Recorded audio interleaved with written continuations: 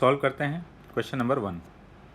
N aluminium vessel of mass 0.5 kg contains 0.2 kg of water at 20 degree Celsius. A block of iron of mass 0.2 kg at 100 degree Celsius is gently put into the water. Find the equilibrium temperature of the mixture. Specific heat capacities of aluminium, iron and water are 910, 470 and 4200 respectively.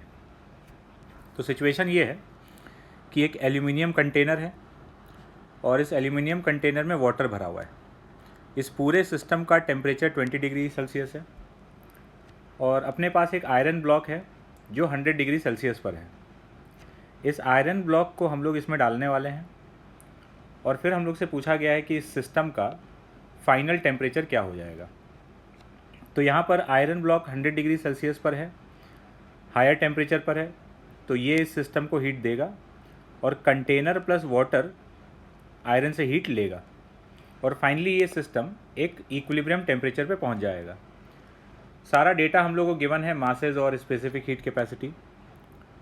तो अब इसको solve करने के लिए हम लोग ये बोल सकते हैं एनर्जी कंजर्वेशन, कि जितना हीट आयरन ने दिया होगा उतना ही heat aluminium container plus water ने लिया होगा। तो Q1 is heat given by iron block and Q2 plus Q3 heat taken by aluminium container plus water.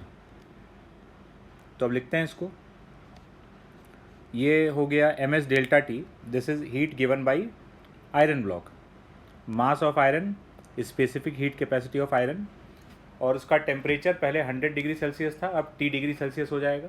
तो delta T is 100 minus T.